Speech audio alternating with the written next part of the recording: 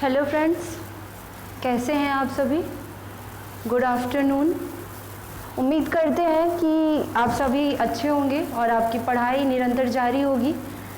जैसा कि प्रतियोगी परीक्षाओं की तैयारी हो, तो चूँकि ऐसे समय में हम अभी कोचिंग आ नहीं पा रहे, तो अपनी कोचिंग से संबंधित सभी प्रतियोगी परीक्षार्थियों की सहूलियत के हिसाब से जो प्रयास शुरू हुआ था उस पे निरंतर काम अब होगा।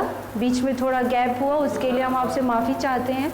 और अब से क्लास ये वीडियोस रोज़ाना निरंतर अपलोड होंगे, टाइमली होंगे, तो आप इसे रोज़ देखें, पढ़ें, समझें और अपनी तैयारी को और अधिक मजबूत बनाएं। फ्रेंड्स, जैसा कि रसायन विज्ञान से संबंधित 2 वीडियो आप सभी तक पहुँचे थे, जिसमें हमने पदार्थ और उसका वर्गीकरण पढ़ा था।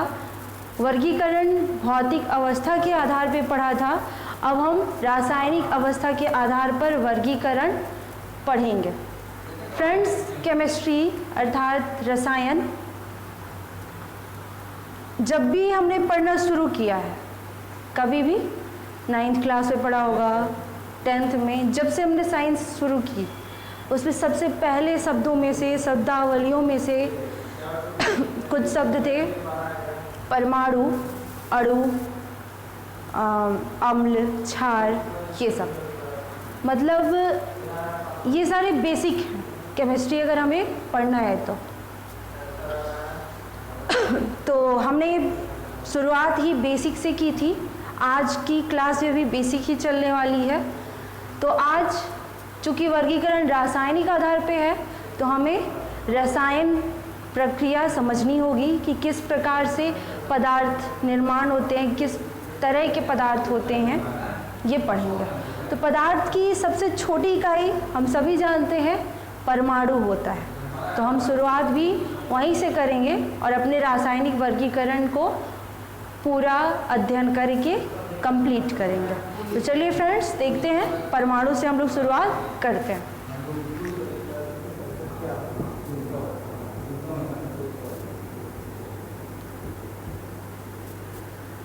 फ्रेंड्स, जैसा कि हमने कहा, पदार्थ की सबसे छोटी इकाई होती है परमाणु। तो इसकी परिभाषा अगर हम लिखें तो यही लिखेंगे, सरलतम परिभाषा, पदार्थ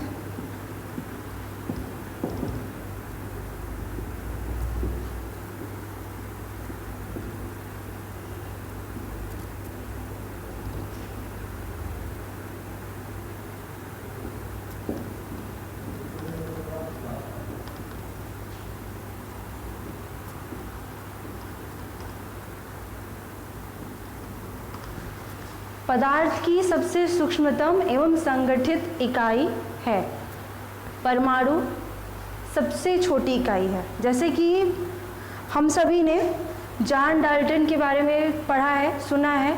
उनकी एक थ्योरी हमने कभी न कभी थोड़ी बहुत उसका बेसिक 1 लाइन 2 लाइन या ज़्यादा हम सभी ने पढ़ा है। तो उन्होंने परमाणुवाद का सिद्धांत दिया था, जिसमें उन्होंने बताया था कि परमाणु अविभाज्य है। यही कारण है कि परमाणु ही पदार्थ की सबसे छोटी इकाई है। और उन्होंने एक अपनी थ्योरी में 1 लाइन और कही थी कि परमाणु प्रकृति में स्वतंत्र अवस्था में नहीं रह पाते हैं। प्रकृति में यानी हमारे आस पास, हमारे कल्चर में वो स्वतंत्र नहीं रह सकते, अकेले होंगे ही नहीं, हमें नहीं मिल सकते, हम देख नहीं सकते उन्हें। तो अकेले नहीं रहेंगे तो वो किसी के साथ रहेंगे, मजबूत बन के रहेंगे। तो वो कैसे होंगे प्रकृति में, पदार्थ बनने की जो प्रोसेस होगी वो कैसे होगी, तो वो ये होगा कि परमाणु समूह के रूप में प्रकृति में आएंगे। तो समूह 2 प्रकार से बनेंगे परमाणु के। एक होगा बिना अभिक्रिया के,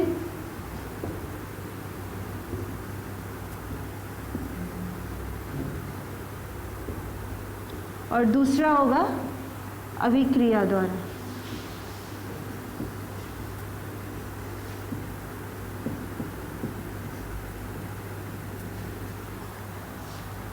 परमाणु जब समूह बनाएंगे,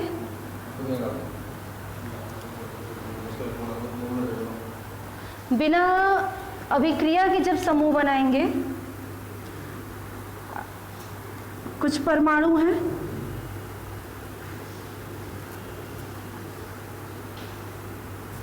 ये आपस में जुड़ रहे हैं, समूह बना रहे हैं, लेकिन अभिक्रिया नहीं हो रही है। और अभिक्रिया नहीं हो रही मतलब एक दूसरे में अपनी क्वालिटी एक्सचेंज नहीं करेंगे। तो अगर ऐसा होता है, अर्थात जो इकाई का अर्थात परमाणु का जो गुण था वही गुण इस नए चीज में आएगा, जो भी होगा, ये तत्व होगा, यौगिक होगा, ये हम अभी देखेंगे। तो जब परमाणु आपस में मिलेंगे और इनमें अभिक्रिया नहीं होगी, अर्थात गुणों का आदान प्रदान नहीं होगा, तब क्या बनेगा? तत्व। और ये कैसा होगा? सबसे शुद्धतम अवस्था। क्यों? क्योंकि ये जो नया तत्व बना है उसमें गुणों का आदान प्रदान नहीं हुआ है। जो उसके इकाई का विशेषता थी, गुण था, वही इसमें भी है। तो बिना अभिक्रिया द्वारा जब परमाणु समूह बनाते हैं और उनमें अभिक्रिया नहीं होती, बिना अभिक्रिया द्वारा समूह बनाते हैं, कोई वस्तु बनती है, तो उसको क्या बोलते हैं? तत्व। तो अर्थात तत्व की परिभाषा सरलतम हुई कि परमाणुओं के बिना अभिक्रिया द्वारा समूहन के पश्चात बनने वाली एक पिंड तत्व कहलाएगा। इसी की एक और परिभाषा होती है, ये पदार्थ की सबसे शुद्धतम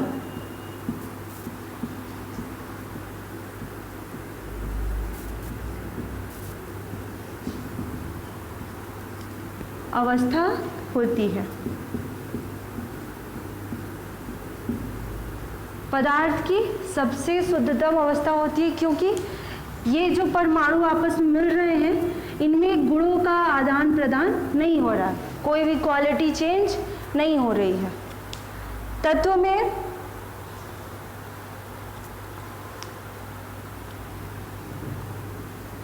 अब जब दूसरा है, ये पहला समूहन का प्रक्रिया था, दूसरा होगा जब अभिक्रिया होगी परमाणुओं से। हमने पढ़ा था केमिस्ट्री में थोड़ा बहुत, जब हमने पढ़ा है, जाना है तो, कि परमाणुओं से मिलकर अणु बनते हैं। तो अणु तभी बनते हैं जब परमाणु समूह बनाते हैं अभिक्रिया द्वारा। तो नया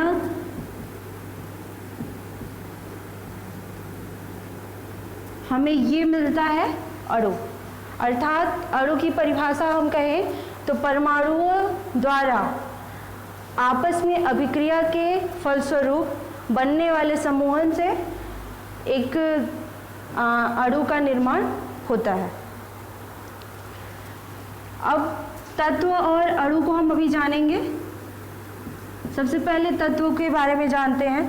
तत्व के संबंध में एक बायल, जो कि वैज्ञानिक का नाम है, रसायनज्ञ हैं,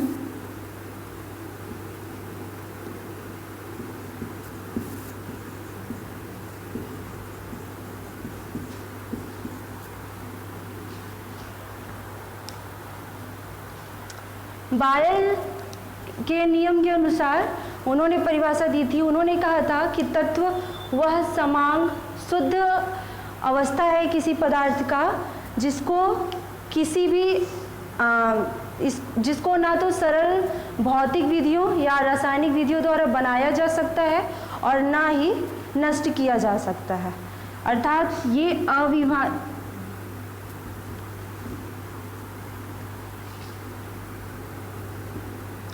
इन्हें तैयार नहीं किया जा सकता। ये प्रकृति में आपस में इनमें जो क्रियाएं होती हैं और तत्वों का निर्माण होता है।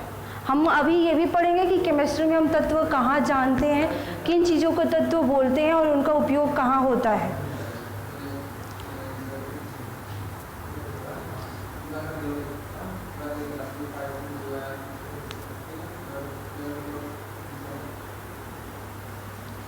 अभी हमने जाना था कि तत्व कब बनते हैं, बिना अभिक्रिया द्वारा, और जब अभिक्रिया नहीं होती तो गुणों का आदान प्रदान नहीं होता, यानी इन परमाणुओं का जो गुण रहा होगा वही गुण इस बनने वाले तत्व का भी रहेगा।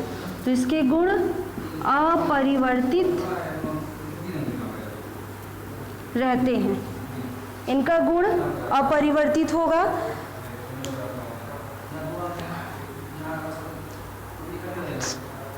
इनके बारे में और है, थोड़ा सा हम बताते हैं। केमिस्ट्री में एक पीरियोडिक टेबल होता है, उसमें कुछ धातुओं को, कुछ तत्वों को जगह दिया गया है, उनका परमाणु क्रमांक है, परमाणु भार है। ये सब हम अभी, जैसे कि हमने फर्स्ट लेक्चर में बताया था कि हम केमिस्ट्री में कौन कौन से चैप्टर को कवर करेंगे, तो वो हम पढ़ेंगे, उसको डिटेल से पढ़ेंगे। अभी हम बताते हैं कि पीरियोडिक टेबल में जिन जिन चीज़ों को स्थान दिया गया है, जैसे कि iron, helium, neon, argon, krypton, xenon, boron, carbon, सभी ये सारे तत्व हैं, इन्हीं को तत्व बोलते हैं। और अब तक प्रकृति में 119 तत्व प्राप्त किए जा चुके हैं। ज्ञात तत्वों की संख्या अभी कितनी है? 119। तो इनमें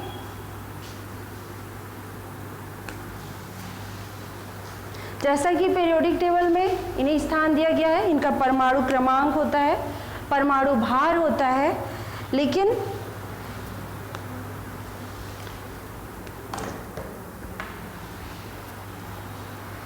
इनमें एक विशेषता होती है कहीं भी। जैसे आयरन की बात करें, एक छोटा सा आयरन है इतना, इसका भी अगर हम सूत्र लिखते हैं तो क्या लिखेंगे? F। कोई बड़ी मात्रा में मिल जाए आयरन, इसको भी आयरन ही होगा। क्यों? क्योंकि ये पूरी शुद्धतम अवस्था है, इसमें कोई और चीज़ें जुड़ी हुई नहीं है, और इनकी संख्याएं उपयोग नहीं की जाती हैं। कितना भी छोटा हो या बड़ा हो, इसे हम उसके संकेत मात्र से ही लिखते हैं। तो इनकी संख्या नहीं लिखी जाती।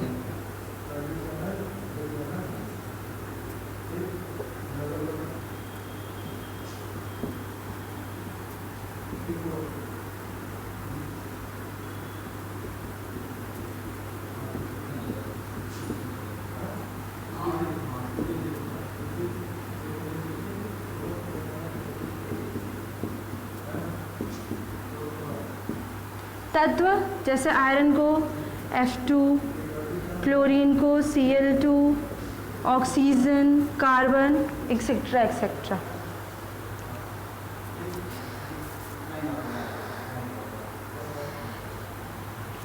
हमने देखा होगा पीरियोडिक टेबल में हर जो भी तत्व रखे गए हैं उन सभी का एक निश्चित परमाणु क्रमांक है।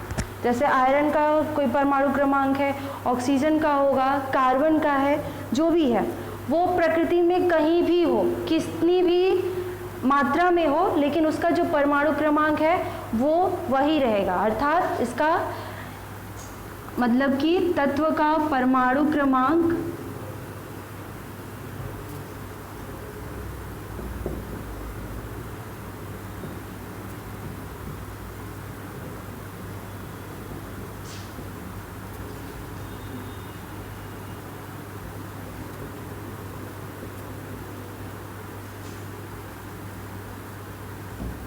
परमाणु क्रमांक इनके सदैव समान होते हैं। और जैसे कि बायल के नियम के अनुसार हमने अभी पढ़ा ही कि इन्हें विभाजित नहीं किया जा सकता। अर्थात परमाणुओं के ग्रुप बनने के बाद जब तत्व बना, अब इस तत्व को विघटित करके हम उसके इकाई परमाणु को प्राप्त नहीं कर सकते हैं। ये अविभाज्य है और ये एक शुद्ध समांग पदार्थ है।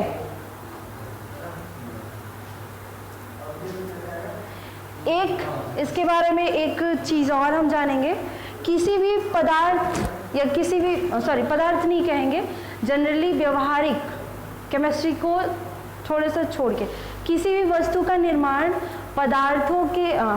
किसी भी वस्तु का निर्माण तत्वों के सहयोग से ही होता है। हम तत्वों का उपयोग किसी भी वस्तु को बनाने के लिए अवश्य करते हैं, इसीलिए तत्व को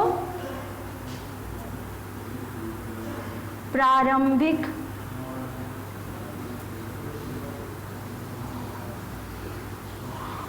पदार्थ कहा जाता है।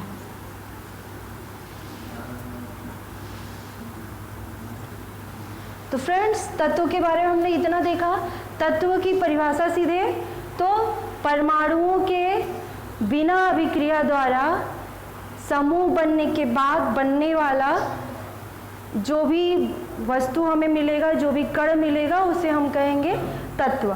तत्व पदार्थ की सबसे शुद्धतम अवस्था होती है। बायल के नियम के अनुसार बायल जी ने कहा था कि तत्व वह समांग और शुद्ध पदार्थ है जिसको विभाजित नहीं किया जा सकता। विभाजित नहीं किया जा सकता अर्थात उसको तोड़कर उसके इकाई परमाणु के रूप में दोबारा प्राप्त नहीं किया जा सकता किसी भी सरल भौतिक या रासायनिक अभिक्रिया या क्रिया द्वारा। इनके गुण अपरिवर्तित होते हैं। तत्व के जो इकाई परमाणु है उसका जो गुण था वही गुण तत्व का होगा। गुणों में कोई भी परिवर्तन नहीं होगा, क्योंकि इस समूह बनने की प्रक्रिया में गुणों का आदान प्रदान ही नहीं हुआ था। इनकी संख्या नहीं लिखी जाती है, इनको संकेतों द्वारा प्रदर्शित किया जाता है। परमाणु क्रमांक सदैव समान होते हैं। इनकी मात्रा कम हो या ज़्यादा हो, लेकिन प्रकृति में हर जगह इन तत्वों का परमाणु क्रमांक, जो कि पीरियोडिक टेबल में हम देखते हैं, वो सदैव समान होता है। इनके लिए तत्व को एक परिभाषा उपनाम दिया जाता है कि इन्हें प्रारंभिक पदार्थ कहते हैं, क्योंकि किसी भी वस्तु के निर्माण में तत्वों का प्रयोग किया जाता है। तो ये हमने तत्वों के बारे में पढ़ा था। अब अणु के देखेंगे।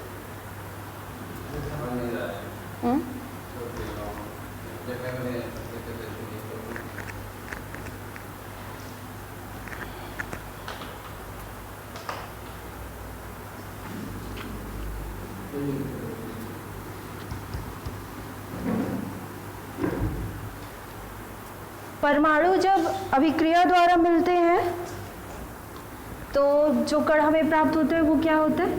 अणु।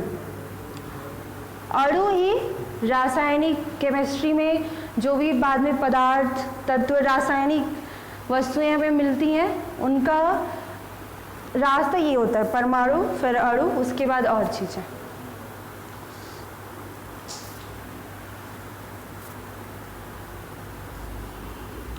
जैसा कि जब इनमें परमाणु मिलेंगे आपस में, इनमें अभिक्रिया होगी, कोई ना कोई बॉन्ड बनेगा, रासायनिक अभिक्रिया होगी, गुणों में आदान प्रदान होगा, ये एक दूसरे में अपनी विशेषताओं को बांटेंगे, तब कोई नया पदार्थ मिलेगा जिसे हम क्या कहेंगे? अणु। अर्थात ये अणु बनने की प्रक्रिया में ही ऐसा होता है कि गुणों का आदान प्रदान होगा, और गुणों का आदान प्रदान होगा तो जो परमाणु का, जो कि इकाई परमाणु थी, उसकी जो विशेषता थी, जो गुण थे, उससे अलग मिलेगा। जैसे कि हम लोग विद्यार्थी हैं, पढ़ाई करते हैं, तो सरल से शब्दों में समझ सकते हैं। क्लास में दो लोग बैठे हैं, एक थोड़े से कमज़ोर हैं और एक पढ़ाई में थोड़े से ज़्यादा होशियार हैं। अगर क्लास में है तो वो दोनों एक दूसरे को अपनी भावनाएं, अपने गुण आदान प्रदान करेंगे और दोनों को ही बैलेंस करके रखेंगे। तो ऐसे ही इनमें गुणों का आदान प्रदान होता है। तो यही हमें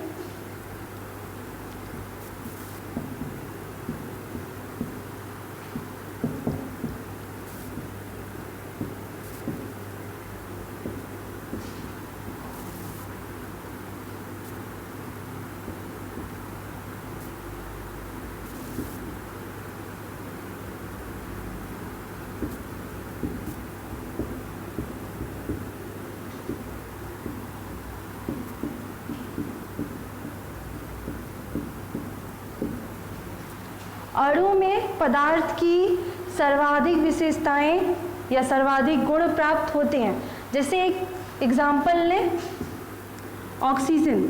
ऑक्सीजन अगर ऑक्सीजन से ही क्रिया कर रहा है, मतलब ऑक्सीजन का एक अणु से क्रिया कर रहा, तो ऑक्सीजन गैस मिलती है जो कि मानव के लिए, जीवन जाति के लिए प्राणदायिनी गैस है। अगर यही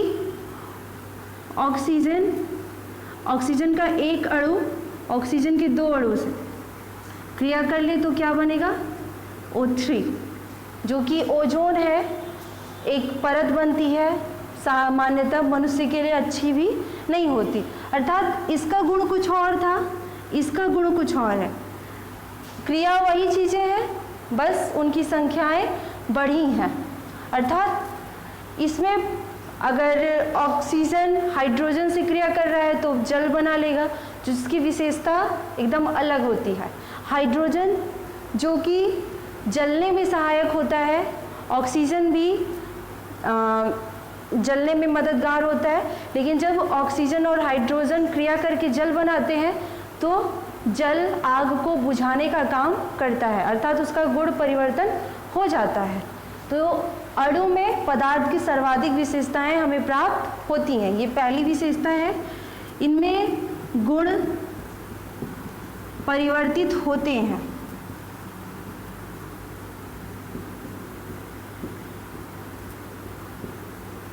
गुण बदलेंगे, जैसे कार्बन और ऑक्सीजन का क्रिया हुआ तो कार्बन मोनोऑक्साइड बना जो कि जहरीली गैस है। कार्बन अगर ऑक्सीजन गैस से क्रिया कर ले तो CO2 बनाएगा जो कि carbon dioxide global warming gas है, ग्रीन हाउस प्रभाव बढ़ाने वाली गैस है। तो इनमें गुणों का परिवर्तन होता है। हमने पढ़ा था कि पदार्थ की सबसे शुद्धतम अवस्था है तत्व। तो सबसे शुद्ध है तत्व। अणु जो होते हैं वो प्योरली शुद्ध नहीं होते।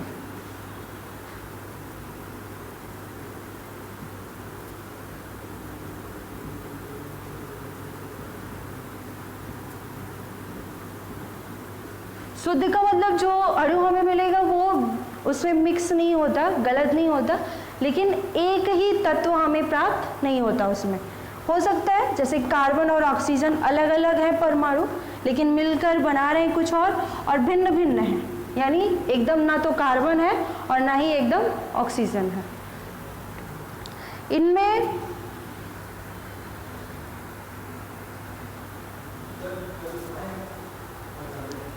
अणु को भी विभाजित नहीं किया जा सकता, अर्थात इनको भी तोड़कर इनके मूल रूप में नहीं लाया जा सकता।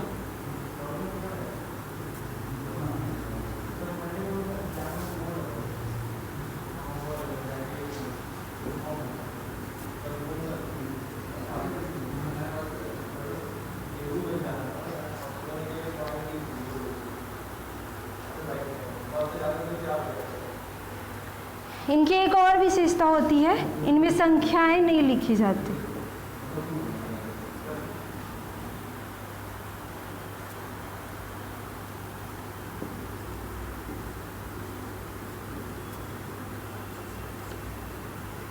अणु जो होते हैं इनमें संख्या लिखी जाती है। क्यों?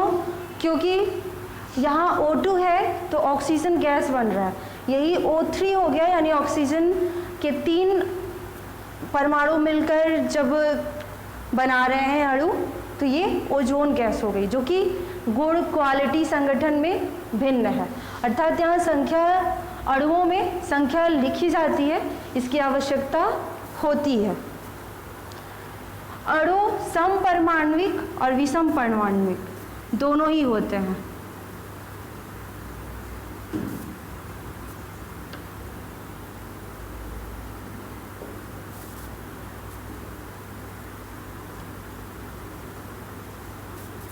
समपरमाण्विक जैसे ऑक्सीजन के परमाणु क्रिया करके अणु बनाए, O2, O3, H2, C2, इस तरह से। विषम परमाणविक HNO3 H2SO4 इस तरह से। इसमें हाइड्रोजन, नाइट्रोजन और ऑक्सीजन के 3 मॉलिक्यूल मिले हुए हैं। यहाँ हाइड्रोजन, सल्फर और ऑक्सीजन मिला हुआ है और बना कुछ और रहा है। एक विशेषता और है, इनमें अनुपात निश्चित होता है।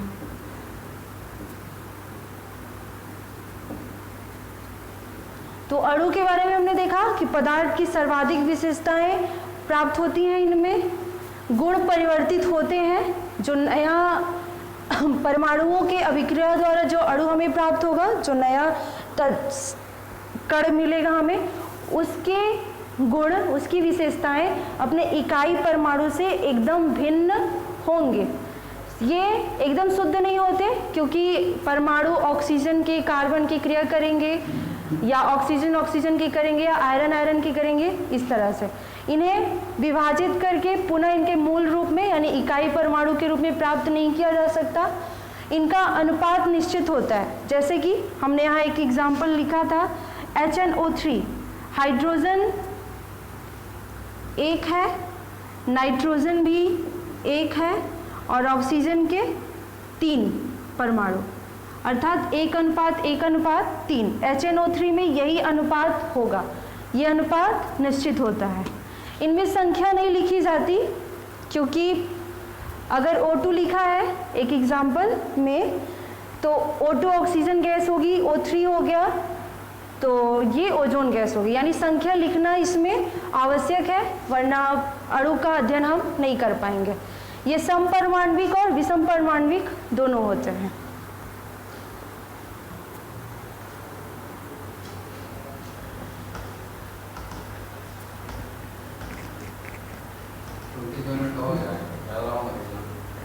थोड़ा सा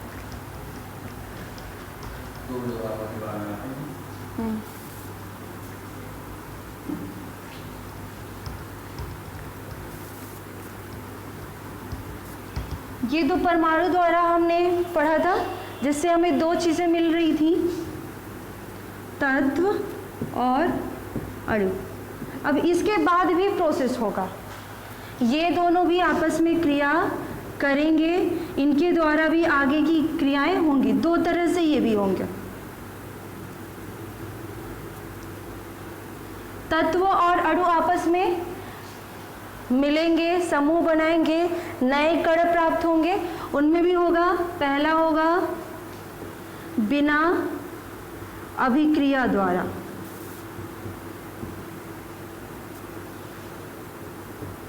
और दूसरा होगा अभिक्रिया द्वारा।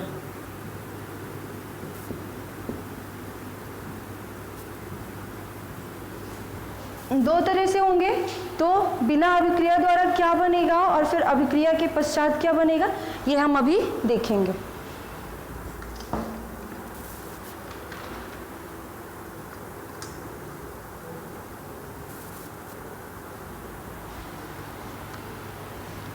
तत्व और अणु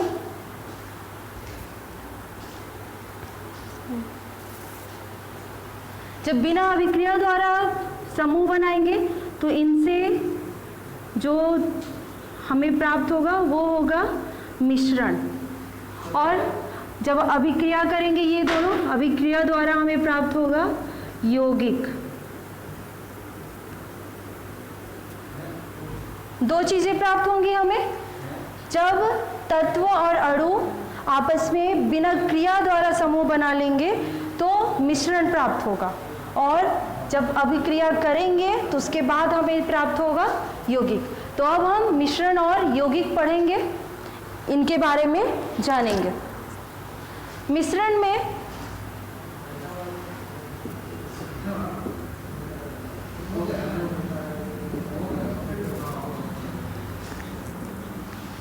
इनका अनुपात निश्चित नहीं होता।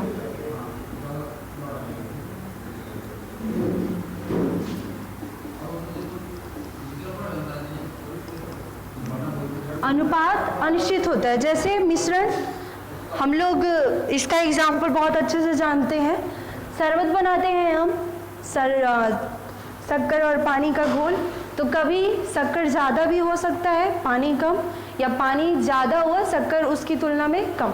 इनका अनुपात निश्चित नहीं है कि हम 1:2 में ही मिलाएंगे या 2:1 में ही मिलाएंगे, ऐसा बिल्कुल भी नहीं है। अर्थात किसी भी ऐसे मिश्रण का अनुपात अनिश्चित होता है, निश्चित नहीं होता।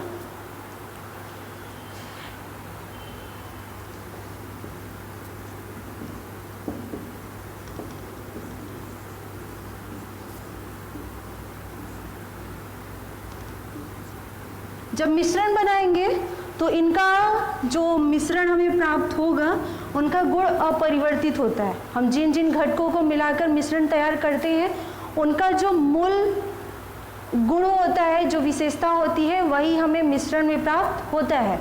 जैसे पानी और शक्कर का शरबत हम बनाते हैं या घोल तैयार करते हैं तो पानी तो उदासीन है, ना तो अम्लीय है ना क्षार है, लेकिन शक्कर मीठा होता है। और उसी के फलस्वरूप जब शरबत बनता है हमारा या घोल तैयार होता है तो हमें वो घोल मीठा लगता है। अर्थात अपने मूल गुण में ही होता है, गुण परिवर्तित नहीं होते हैं किनके मिश्रण में।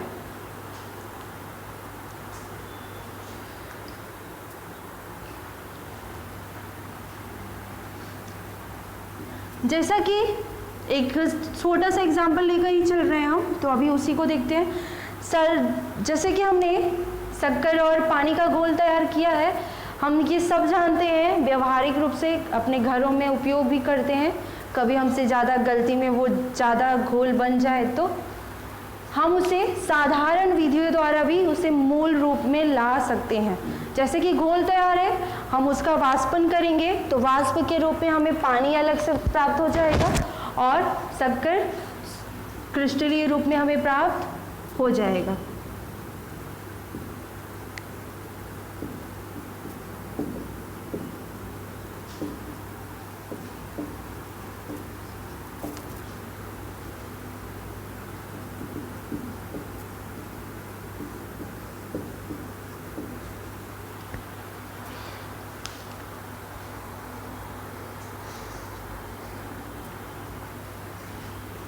मिश्रण है और मिश्रण भी 2 प्रकार के होंगे। एक होगा समांग मिश्रण, दूसरा होगा विषमांग मिश्रण।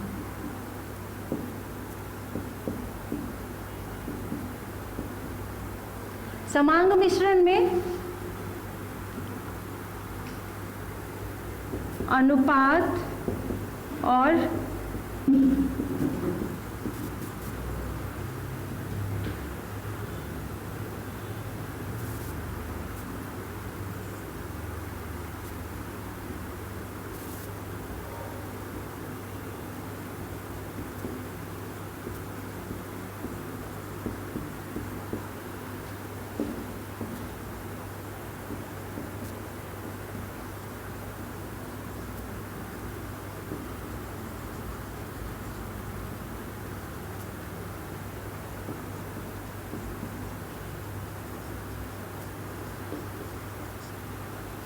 अर्थात जब हम कोई ऐसा घोल या विलयन या मिश्रण तैयार करते हैं जब उनमें घटक बराबर अनुपात में हो। अगर पानी और शरबत का घोल तैयार करते हैं तो उसमें पानी और शक्कर दोनों ही बराबर मात्रा में होंगे, बराबर अनुपात में होंगे। ऐसे मिश्रण को समांग मिश्रण बोलते हैं। और विषमांग मिश्रण जिसमें यही अनुपात और संगठन अनिश्चित हो, मतलब कम ज़्यादा हो, चीनी कम हो सकता है पानी ज़्यादा हो, या पानी कम हो चीनी ज़्यादा हो।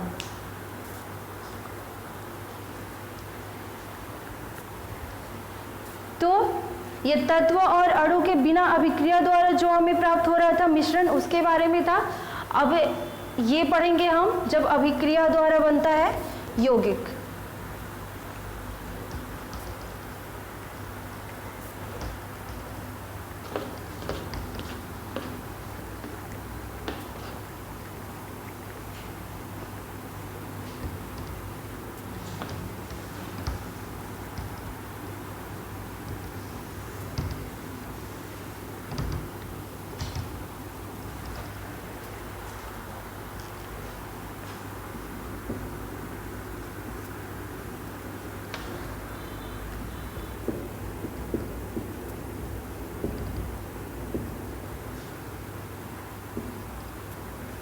यौगिक मिश्रण में, जो कि अनुपात इनका अनिश्चित था, संगठक अनिश्चित था, लेकिन यौगिक में अनुपात निश्चित होते हैं।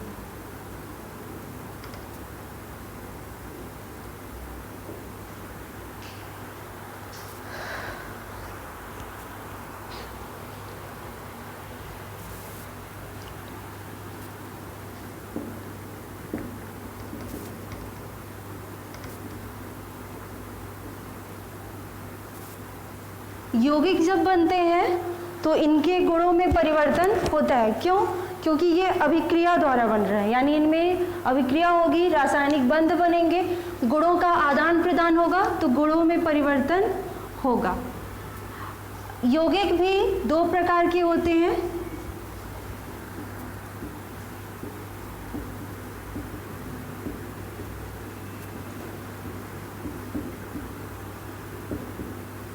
कार्बनिक यौगिक और अकार्बनिक यौगिक।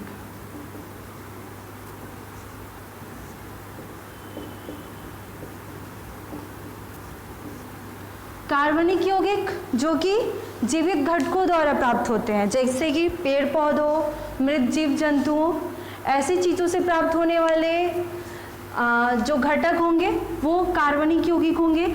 और सरल सी भाषा में कहें तो इनमें कार्बन मौजूद होगा। अकार्बनिक यौगिक जो कि अजैविक घटकों द्वारा प्राप्त किए जा सकते हो, इनमें कार्बन मौजूद नहीं होगा। हमने केमिस्ट्री के फर्स्ट लेक्चर में कहा, जो चैप्टर वाइज हमने देखा था कि कौन कौन से चैप्टर हम कवर करेंगे, उसमें एक अलग ही चैप्टर था कि हम यौगिक का अध्ययन करेंगे, कार्बनिक यौगिक और अकार्बनिक यौगिक। तो इसको हम अभी यहीं छोड़ते हैं और जब वो चैप्टर आएगा तो हम इसे अच्छे से इसका अध्ययन करेंगे। तत्व का भी यहाँ प्रकार हमने छोड़ दिया था। ये 3 प्रकार के होते हैं, धातु, अधातु और उपधातु। इसका भी अलग से चैप्टर वाइज हम अध्ययन करेंगे, इसे भी हम यही छोड़ते हैं। फ्रेंड्स, जो हम अभी तक क्लियर नहीं हुआ होगा, रासायनिक आधार पर वर्गीकरण पढ़ रहे थे।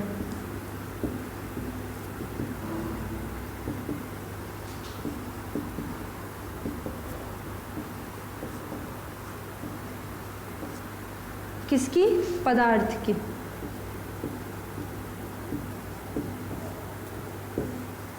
पदार्थ का रासायनिक आधार पर वर्गीकरण, तो ये 2 प्रकार का होता है। एक होगा शुद्ध पदार्थ और दूसरा अशुद्ध।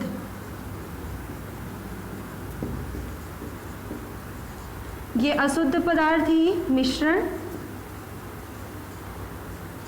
और शुद्ध पदार्थ 2 तरह के हो गए, तत्व और यौगिक।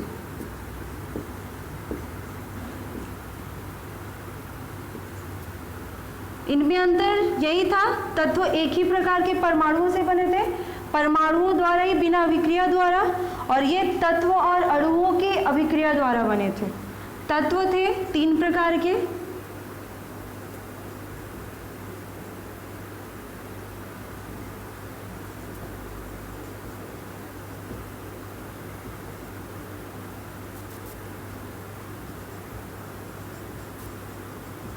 यौगिक 2 प्रकार के,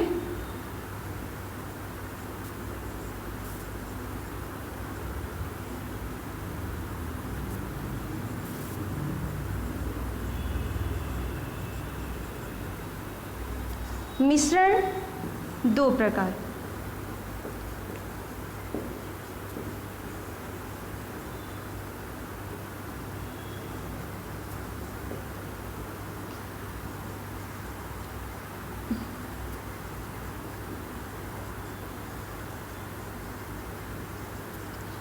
तो ये टेबल अभी हम बना रहे हैं, लेकिन बारी बारी से इन चीज़ों को अभी हमने पढ़ा था। शुद्ध पदार्थ में तत्व का निर्माण या इनका जो प्रोसेस होगा कैसे होता है, ये परमाणुओं द्वारा बिना अभिक्रिया के फलस्वरूप जो ग्रुप बनते हैं उनसे निर्मित होते हैं। इन तत्वों को पीरियोडिक टेबल में स्थान दिया गया है। ये 3 तरह के होते हैं, इनका हम अलग से चैप्टर वाइज ही अध्ययन करेंगे। यौगिक बनते हैं तत्व और अणुओं के अभिक्रिया द्वारा, रासायनिक अभिक्रिया द्वारा, और ये 2 प्रकार के हो गए, कार्बनिक और अकार्बनिक। इनका भी हम अलग से चैप्टर में अध्ययन करेंगे विस्तारित रूप से। और मिश्रण बनते हैं जो कि अशुद्ध पदार्थ, अशुद्ध हम यहाँ समझ ही रहे हैं, इनमें अनुपात नहीं होगा निश्चित, संगठक निश्चित नहीं होगा। ये 2 तरह के होंगे, समांग और विषमांग। तो ये आज हमने पढ़ा। आगे के चैप्टर में हमने जैसे फर्स्ट लेक्चर में चैप्टर वाइज बताया हुआ है कि हम क्रम से किन किन चीज़ों का अध्ययन करेंगे, क्या क्या पढ़ेंगे। तो आज ये लेक्चर यहीं ख़त्म करते हैं। अपने सुझाव कमेंट बॉक्स में आप सभी अवश्य बताएं ताकि हमारा उत्साहवर्धन हो सके। धन्यवाद।